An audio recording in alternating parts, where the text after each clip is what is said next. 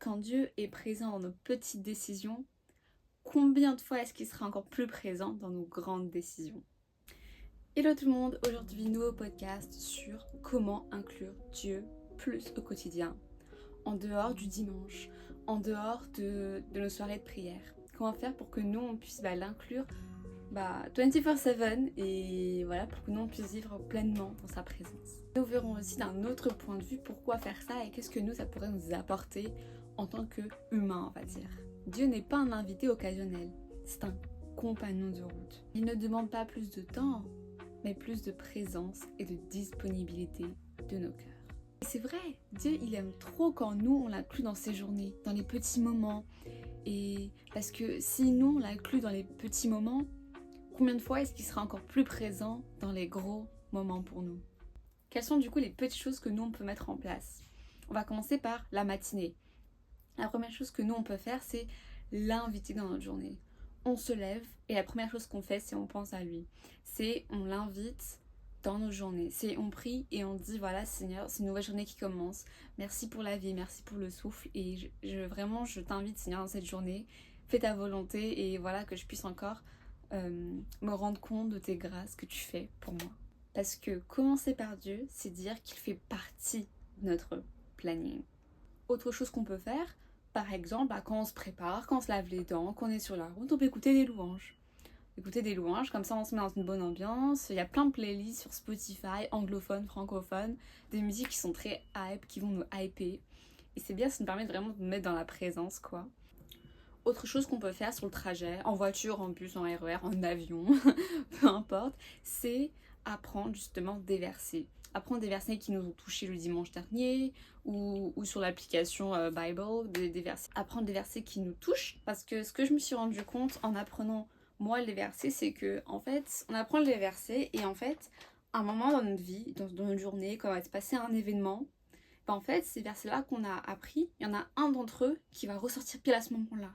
Et c'est pas un hasard, c'est que c'est le cerveau, c'est le Saint-Esprit, c'est l'âme qui dit « Attends, mais rappelle-toi ce qu'a dit Seigneur dans la parole à propos de cette situation. » Et ça m'a aidé vraiment plus d'une fois. Et je pense que c'est vraiment bien de les apprendre afin qu'on puisse vraiment pouvoir mieux les mettre en pratique et mieux du coup les avoir dans le cœur.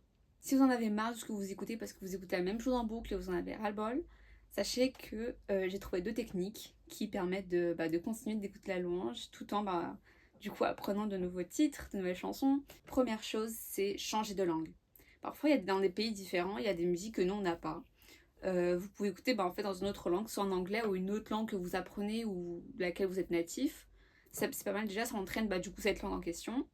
Et de deux, vous apprenez en fait un nouveau genre, parce que du coup, il y aura des instruments différents, des voix différentes qui pourront aussi peut-être plus vous plaire. Deuxième chose, on m'a donné une chaîne YouTube. Alors, je sais pas si je peux la mettre, mais si je peux, je la mets là. En gros, c'est une chaîne où il y a la musique chrétienne, en fait, où ils reprennent des histoires de la Bible, mais en fait, c'est 100%, enfin, c'est des mots pour mots de ce qu'il y a écrit dans la Bible. Et ça permet tellement d'apprendre plein d'histoires. Moi, j'ai appris plein d'histoires et même j'ai appris même des versets grâce à ça. Donc vraiment, je vous conseille d'aller la voir. Vous trouverez sûrement votre bonheur dedans. Donc, vous n'avez pas d'excuses. Parce qu'en fait, en réalité, intégrer Dieu dans nos journées, c'est pas rajouter des moments. En fait, c'est l'inclure dans ce que l'on fait déjà. Par exemple, au lieu de juste faire du sport, dites-vous, voilà, je fais du sport parce que je prends soin de moi et parce que mon corps est le temple du Seigneur. Ou alors, quand vous regardez dans le miroir, vous dites, voilà, je suis à l'image de Dieu. Voilà, en fait, c'est vous incluez Dieu dans déjà ce que vous faites de base. Et ça, c'est bien parce qu'en plus, ça change un peu votre mindset.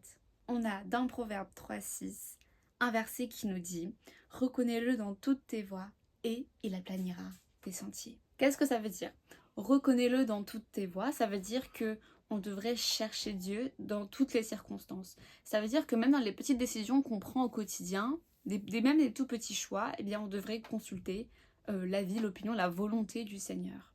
Et la deuxième partie du verset, il aplanira tes sentiers, signifie que si on fait ça, si nous on l'inclut tous les jours dans nos vies, il va nous guider vers le droit chemin, vers le chemin qui est le sien. Mais ça ne s'arrête pas là, puisqu'on a fait la matinée, mais comment faire pour que nous puissions continuer de vivre avec le Seigneur dans nos lieux de fréquentation? Par exemple, être reconnaissant pour toutes les choses. Par exemple, quand on mange, on dit voilà, merci Seigneur pour ce repas. Merci parce que je suis rentrée en paix. Merci parce que cette personne-là m'a dit ça, merci vraiment pour les petits moments comme ça. Ça nous permet, nous, d'avoir de la reconnaissance et de nous rendre compte aussi du coup des grâces de Dieu et de pouvoir du coup aussi l'inclure justement dans ces petites choses qu'il nous donne. Parce que du coup, quand on est reconnaissant, en fait, on a conscience de Dieu, vous voyez. Et par exemple, au-delà juste de le remercier, on peut essayer de se fixer des objectifs par semaine. C'est-à-dire, bah voilà, ou par jour d'ailleurs. Par exemple, bah voilà, je dois essayer d'encourager une personne. Je vais essayer de reconnecter avec ma famille. Je vais essayer de complimenter au moins 3 personnes. Des choses comme ça, des choses qui construisent, puisque ce sont des choses qui sont pour la gloire de Dieu et qui font plaisir aux autres et qui nous vont affermir notre cœur et nous aussi nous rendre heureux. Ou par exemple encore prier pour une personne en particulier. Voilà. Aider une personne qui est en difficulté. Et ce que je trouve qui est bien, c'est au-delà de juste prier pour les gens qu'on connaît, on peut aussi prier pour les gens qu'on connaît pas. Les gens qui sont dans d'autres pays où en fait la religion, enfin la chrétienté elle est opprimée. Ou bien pour les personnes sans abri que l'on voit dans la rue. Vraiment, peut-être qu'on n'a pas d'argent sur nous, peut-être qu'on peut pas faire grand chose, mais on peut au moins prier pour elles. Vraiment prier pour que le Seigneur puisse les visiter, vraiment leur accorder de la paix et de l'espérance. Et c'est pas grave si c'est des prières très courtes. 10 secondes, ça suffit. En fait, il faut que ça vienne du cœur et que ce soit spontané. Voilà, faut pas que... Vaut mieux, on va dire, la qualité sur la quantité. Voilà, donc vraiment, quand vous faites ça, faites-le vraiment avec le cœur et comme si vous donniez de l'amour à la personne sans la donner explicitement. Je pense qu'il est aussi important, c'est qu'on puisse sortir de la routine, avoir des vrais moments de qualité avec Dieu. C'est-à-dire que, comme un ami, il faut qu'on ait des moments un peu particuliers avec la personne. Par exemple, ce que moi j'aime bien faire, c'est que les jours importants, par exemple notre anniversaire, le nouvel an, encore plus Noël ou Pâques, c'est fête en fait, ou même par exemple le jour de notre baptême, quelque chose comme ça, en fait on puisse vraiment consacrer un moment de la journée où vraiment on est centré sur Dieu à ce moment-là. Moi par exemple ce que je fais c'est que le jour de mon anniversaire je vais dehors et toute seule et avec le Seigneur, juste on est dans un parc et je le remercie pour toute cette année et voilà je passe un moment de qualité avec Dieu. Vraiment c'est un moment qu'on a choisi précisément. Et ça lui fait encore plus plaisir parce qu'en plus c'est un jour qui est important pour nous. Donc il est content d'être là, un jour qui est important pour nous. Ce qui est aussi bien et ce qui permet aussi d'entretenir un peu la flamme, c'est de diversifier les moyens. La prière c'est bien et il faut qu'on reste dans la prière, mais il y a d'autres moyens par lesquels on peut essayer de glorifier et qu'on peut essayer d'être rattaché encore à Dieu. Ce qu'on peut faire c'est avoir des journaux, des cahiers de prière. On peut écrire des lettres, je faisais beaucoup ça avant, là-haut j'ai des lettres que j'écrivais et ça aide beaucoup je trouve. Aussi des tableaux de prière. D'autres choses qu'on peut faire, c'est faire des dons à notre église. Quand on va se coucher, allumer un psaume. Ce que l'on peut faire aussi, qui est pas mal, c'est justement de vraiment mettre une bonne ambiance afin qu'on puisse comme accueillir bien le Seigneur et que notre cœur puisse être plus à l'aise. Par exemple, lorsqu'on prie, lorsqu'on médite la parole, on peut vraiment faire une sorte d'ambiance chaleureuse, allumer les bougies, allumer certaines lumières, par exemple. Vraiment mettre une ambiance où on sent que le Seigneur il peut venir ici. Mais on va maintenant passer à un autre point qui est celui de pourquoi est-ce qu'on devrait faire ça. Parce qu'en fait, si nous on l'inclut que le dimanche, c'est un rendez-vous. C'est juste comme quand on va en cours. Alors que si on fait vraiment ça quotidiennement, dans le petit moment, ça nous permet vraiment de vraiment avoir cette flamme qui reste allumée. Un autre verset qui est assez connu, qui se trouve dans Jean 15,4, nous dit « Demeurez en moi et je demeurerai en vous ». C'est très simple, c'est très court, mais en fait ça veut dire beaucoup de choses. Parce que demeurer n'est pas égal à visiter de temps en temps. Demeurer, c'est habiter, rester en sa présence. Parce que Jésus ne dit pas « Venez à moi de temps en temps ». Il dit « Demeurez ». Donc, restez. Puisque oui, quand nous on inclut plus Dieu au quotidien, il y a plein de choses qui vont commencer à se faire en nous. Notre cœur va s'ouvrir, nos pensées vont changer, notre façon de penser, de voir la vie va changer, notre façon de parler aussi. On va vraiment être plus vers la construction, de donner la vie par nos paroles et non pas de destruction, puisque comme c'est marqué, nos paroles sont des arbres de vie, ou bien qui sont juste des eaux.